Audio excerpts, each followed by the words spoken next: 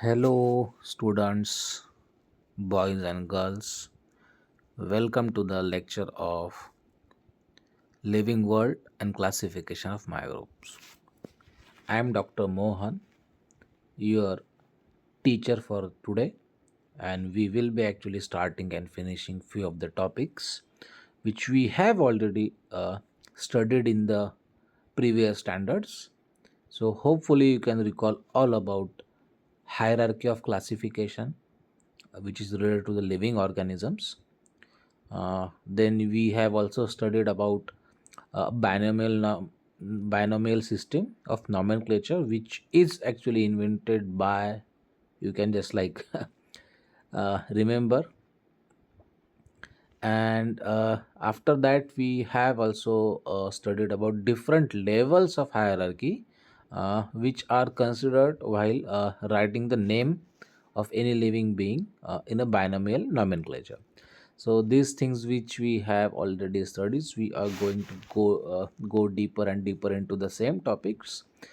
So let's move towards the biodiversity and the need of classification. So remember, we are right now talking about biodiversity and the need of classification. So last year we have learned that all the living organisms on the earth have adapted according to the geographic regions, food ingestion and defense.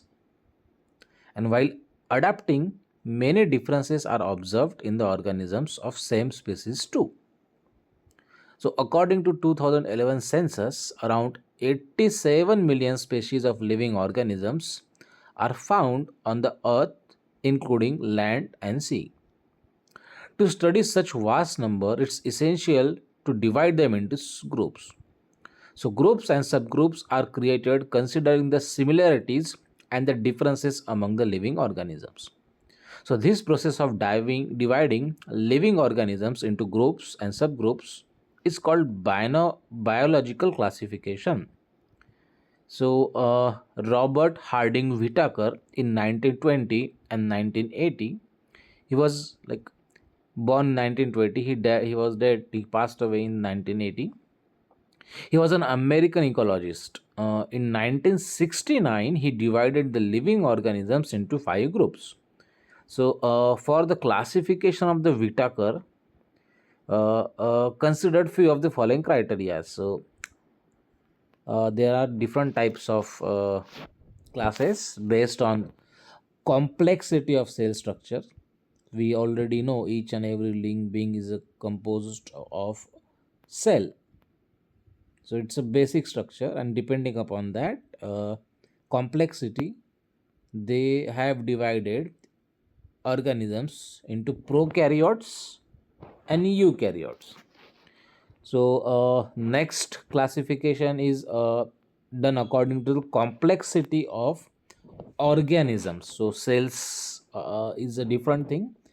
तो वो तो हो गया, उसके बाद में complexity, organism simple है कि कॉम्प्लेक्स है, उसके बारे में सोच के उन्होंने एक अनदर क्लासिफिकेशन किया कि whether it's like a unicellular और अ मल्टी सेलुलर. यूनिसेलुलर होता है वो, उसमें बेसिक जो सेल स्ट्रक्चर होता है वो सिंगल होता है, and all the life processes for the that particular thing living organism is already started and finished with in that cell. So उसकी लाइफ स्टार्ट होती है, बर्थ भी वहाँ से होता है, डेथ भी वहाँ से ही होती है, और उसको किसी दूसरे चीज़ की ज़रूरत नहीं पड़ती, दूसरे सेल की ज़रूरत नहीं पड़ती. So they are the unicellular organisms. और मल्टी सेलुलर ऐसा है कि ये थोड़े से कॉम्प्लेक्स ऑर्गेनिजम्स होते हैं.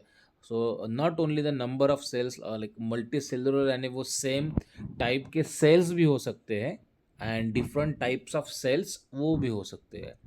Then moving towards the mode of nutrition, so based on that, Whitaker also like classified living organisms into plants, into fungi and animals. Plants क्या होते हैं कि जो फोटोसिंथेसिस कर सकते हैं, and they are also called as like autotrophic.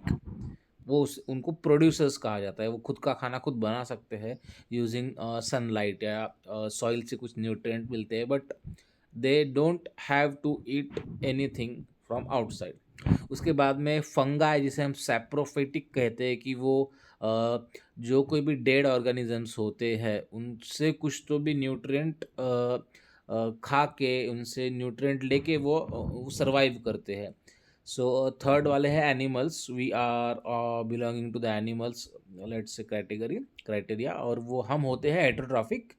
और ingestion हमारे लिए काफ़ी इम्पोर्टेंट रहता है। We are not the producers, और हाँ, हम कंज्यूम करने वाले हैं। तो जो भी ये सब ऊपर वाले दो चीज़ें प्लांट्स या बाकी के कुछ लोग तैयार करते हैं, वो हम उसे कंज्यूम करते हैं।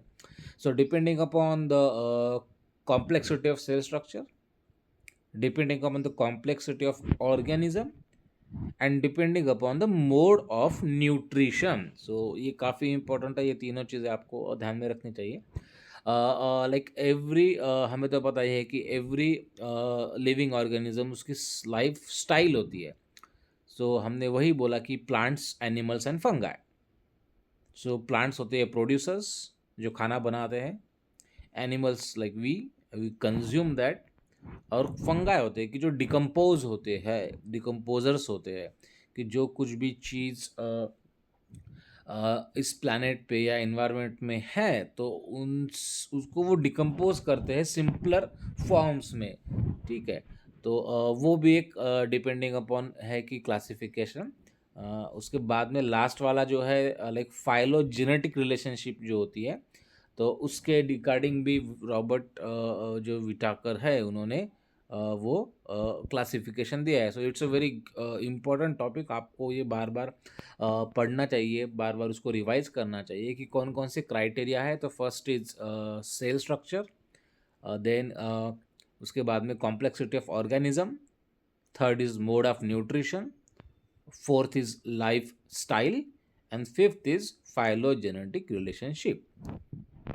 सो उसके बाद में हम थोड़ा सा देखते हैं कि जो 5 किंगडम्स है सिस्टम ऑफ क्लासिफिकेशन की, तो उसमें कौन कौन से किंगडम आते हैं। तो kingdom first is Monera, kingdom second is Protista, kingdom 3 is Fungi, kingdom 4 is Plantae, and kingdom 5 is Animalia.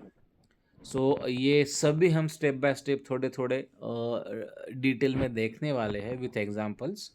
So this is a book you should have, actually आपके पास ये बुक होनी चाहिए जिस पे आप आपके खुद के नोट्स निकाल सकते हो।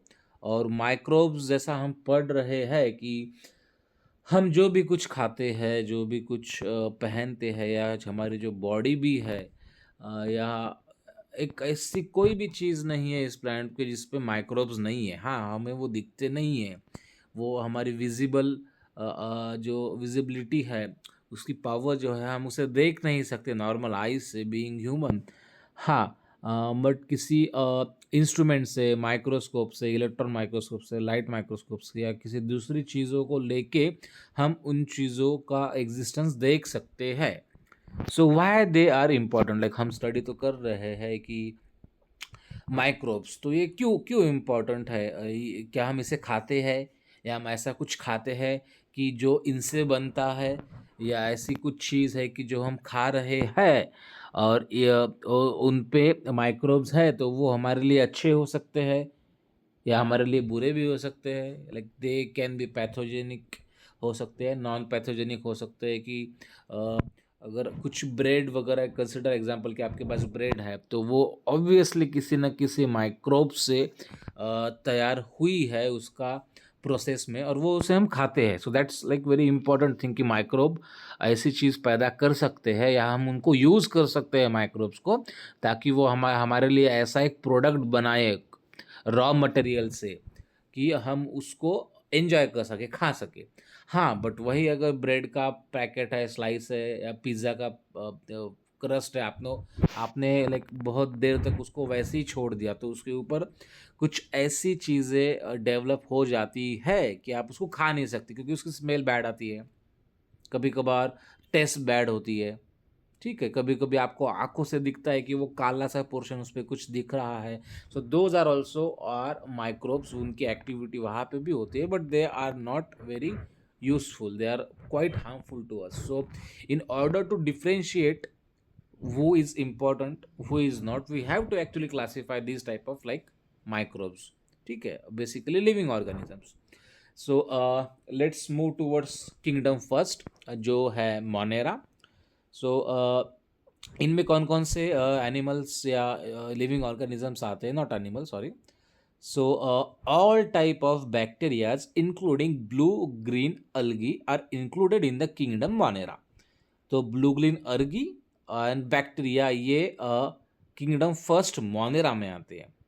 सो इनके कैरेक्टरिस्टिक क्या होते हैं, इनको पहचानेंगे कैसे फ्रॉम अदर किंगडम्स. तो all these organisms are unicellular, वो सिंगल सेल से बने होते हैं.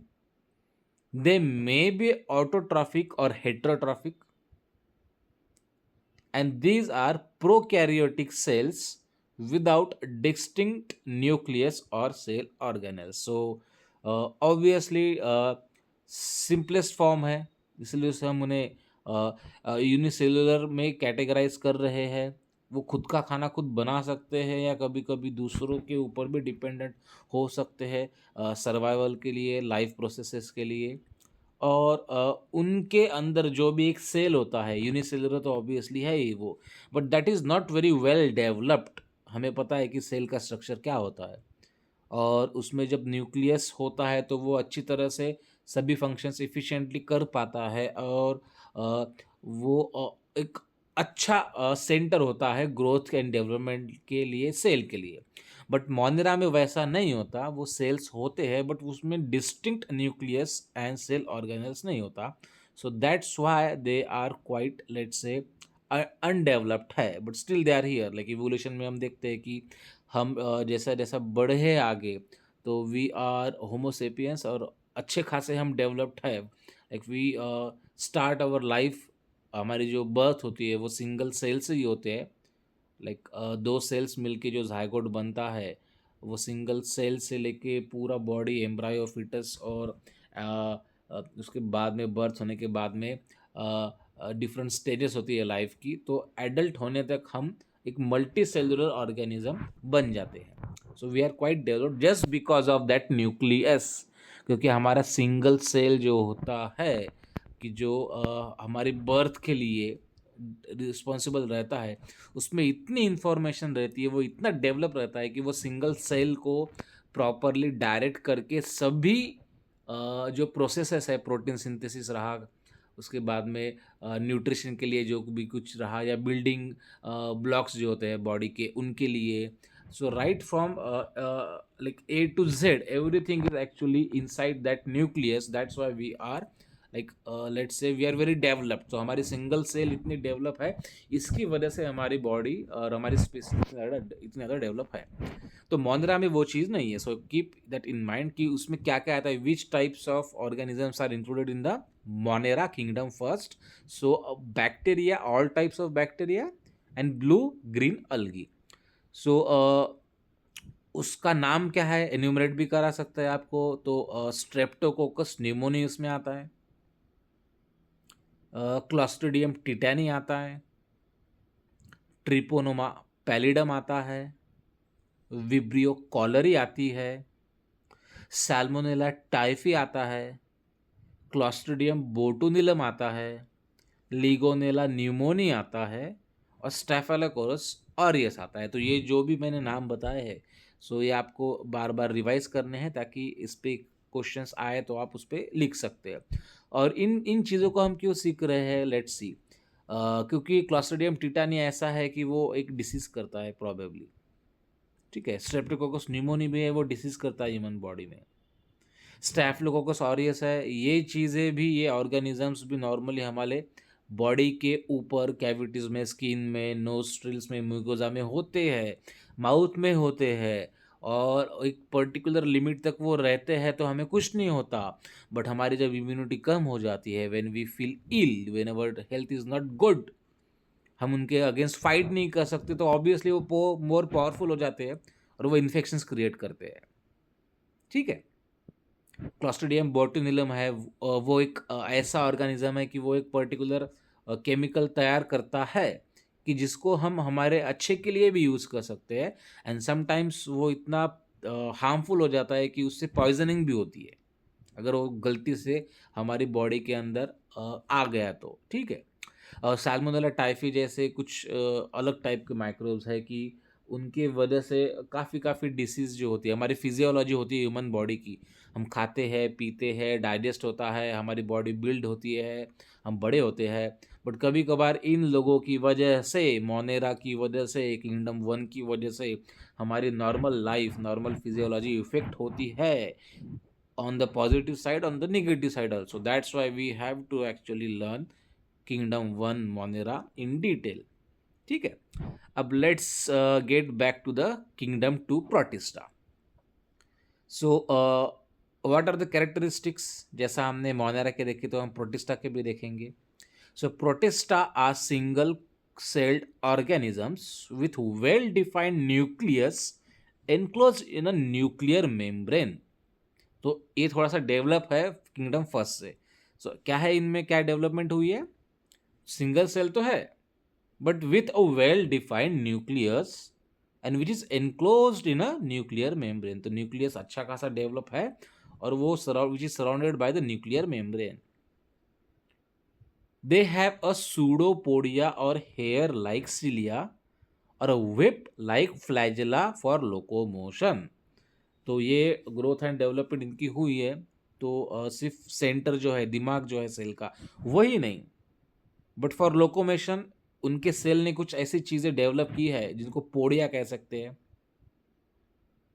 और फ्लैजेला भी कह सकते हैं, कि वो एक जगह से दूसरी जगह पे घूम सके। Like why this is important, क्योंकि वो लोकोमोशन एक ऐसी चीज़ है कि अगर एक चीज़, एक सेल एक पर्टिकुलर एनवायरनमेंट में है, उसे लग रहा है कि हम यहाँ पे सर्वाइव नहीं कर पाएंगे या हमें कुछ और चीज़ें, अच्छी चीज़ें आजू बाजू में एक्सपीरियंस हो रही है, तो we are going to like, हम जैसे हमें कुछ अच्छी चीज़ खाने को मिलती है, दिखती है, तो हम उसकी तरफ जाते हैं कि नहीं, क्योंकि हमें डिज़ायर होती है, इच्छा होती है, हमारी विश होती है कि चलो कुछ खाते हैं। तो just because we have legs तो हम वहाँ पे जा सकते हैं, हमारा पेट भर सकते हैं, या किसी जगह पे कुछ इमरजेंसी आई, कुछ फायर लग गई, कुछ ज़्यादा कोल्ड लग ठंडी लग रही है किसी प्लेस पे, तो हम वहाँ से क्यों बैकअप करते हैं, क्यों वापस चले जाते हैं? क्योंकि हमें लगता है कि ये हमारे सर्वाइवल के लिए, हमारी सेल्स के लिए, हमारी लाइफ के लिए डेंजरस है। So we try to move away from that. So this is why locomotion is important for survival. Like for example हमने हमारी बात ली, तो प्रोटिस्टा किंगडम 2 के जो ये चीज़ लोग है, इन्होंने भी वो इसी चीज़ की कि हमें अगर डेवलप होना है, इनको दिमाग आया, थोड़ा सा दिमाग था पहले बट डेवलप नहीं था न्यूक्लियस। तो दिमाग ने सोचा कि ये हमारे लिए अच्छी चीज़ है, चलो इसको, इसके पास जाते हैं। वो क्या कर सकते जाने के लिए? वो पानी में थे, ज़मीन पे थे, एयर में थे, तो क्या कर सकते हैं? तो उन्होंने वो स्पेसिफिक चीज़ें जो है डेवलप की, जिनको फ्लैजेला कहते हैं। छोटी छोटी सेल्स के आउटर पार्ट पे रहती है वो, वहाँ उनसे वो किसी भी चीज़ को ग्रिप करके थोड़ा सा ज़मीन के ऊपर, थोड़ा सा पानी के ऊपर, थोड़ा सा locomotion, like they are not very fast, ठीक है, डेवलप नहीं है, but still they can go, they can from one place to one other place and they can have particular locomotory movement. So किस में आई ये? किंगडम 2 प्रोटिस्टा में, first में ये नहीं थी। So third thing is like autotrophs और heterotrophs इसमें भी है। तो वो कौन कौन से है? तो यूग्लिना है, वॉलवॉक्स है, इनमें क्लोरोप्लास्ट रहता है, इनकी वजह से वो खुद की न्यूट्रिशन खुद पैदा कर सकते हैं। Which one? Euglena and Volvox. कहाँ पे ये? किंगडम 2 में है, प्रोटिस्टा में। और हेटेरोट्रॉप्स भी है इनमें, जिनमें अमीबा है और पैरामेशियम है। सो अमीबा और paramecium, these are heterotrophs belonging to the kingdom 2 Protista. तो ये भी एक काफ़ी इंपॉर्टेंट चीज़ है, आपको ध्यान रखनी है कि different types of organisms belonging to different classes, kingdoms, ठीक है। अब किंगडम 3 जो है फंगाई, प्रॉबेबली हम आज का लेक्चर यही फिनिश करते हैं। We can let's say restart next lecture, उसमें फंगाई से स्टार्ट करेंगे। थोड़ा सा ही चैप्टर है, ज़्यादा बड़ा चैप्टर नहीं है, बट इट्स वेरी इम्पॉर्टेंट, क्योंकि हाँ, जैसे हमने बोला है कि एक अच्छा खासा इंटरेस्टिंग टॉपिक है. You should actually just like get understood actually everything. ये आपको अच्छी तरह से आ गया है तो आपकी अगले स्टैंडर्ड्स की पढ़ाई जो है वो काफ़ी काफ़ी अच्छी हो जाएगी. So that was all for today. Like you were listening to doctor Mohan. Like I am a dentist. मैं ऑथर भी हूँ, मैंने कुछ बुक्स भी लिखी है. मेरा एक यूट्यूब चैनल भी है जहाँ पे मैं अच्छे खासे कंटेंट जो है वो पब्लिश करते रहता हूँ रिगार्डिंग लाइक एग्ज़ाम्स भी, और दूसरी कुछ चीज़ों में भी मैं करता हूँ. तो if you are looking for some fun while education, while teaching, while learning, तो आप उसको सब्सक्राइब कर सकते हो. और ये जो हमारी वेबसाइट है actually, so this is nothing but a simple idea which was may be thought initially by our sir, and I am very very grateful for like like I don't know, like I was having a dream of like being a teacher. मुझे पहले से लगता था, और sir है इन्होंने मुझे ये अपॉर्चुनिटी दी. So I am very grateful to the sir. मैं शायद इसको अच्छी तरह से यूज़ कर पाऊँगा कि आप सभी बच्चों को, सभी स्टूडेंट्स को जनरल साइंस और साइंस एंड टेक्नोलॉजी का जो सब्जेक्ट है उसे मैं थोड़ा सा और अच्छी तरीके से आपको अंडरस्टैंड करने में मदद करूँ. So see you soon. अगली क्लास में मिलते हैं. Good bye.